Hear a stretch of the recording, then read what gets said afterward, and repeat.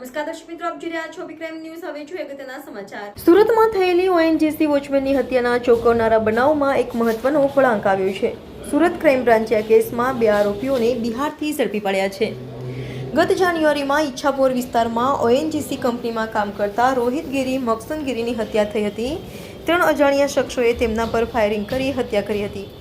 આ ઘટનામાં સુરત પોલીસે ગુનો નોંધી તપાસ શરૂ કરી હતી. પોલીસે તપાસ દરમિયાન ટેકનિકલ સર્વેલન્સ અને હ્યુમન ઇન્ટેલિજન્સનો ઉપયોગ કર્યો હતો, જેના આધારે પોલીસને બિહાર રાજ્યના શિવાન જિલ્લામાંથી 2 આરોપીઓ વિક્રાંત કુમાર અને સિદ્ધાર્થને ઝડપી પાડવામાં સફળતા મળી હતી.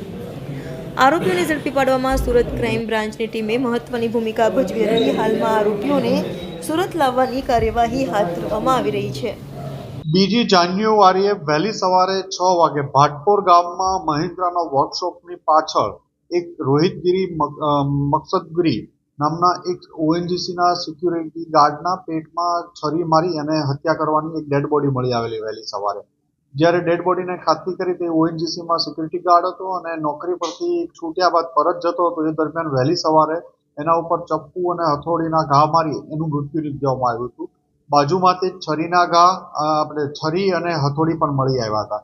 પીએમમાં લઈ ગયા ત્યાં એમના બોડીમાં જ્યાં છરી મારી હતી ત્યાં ફાયરિંગથી અંદરથી બુલેટ પણ મળી આવતા ફાયરિંગ કરી અને આનું મોત નિપજાયું હતું. અને આ બનાવ બન્યા પછી ક્રાઇમ બ્રાન્ચની અલગ અલગ ટીમો છેલ્લા 10 દિવસથી સખત આ કેસમાં મહેનત કરી રહી હતી.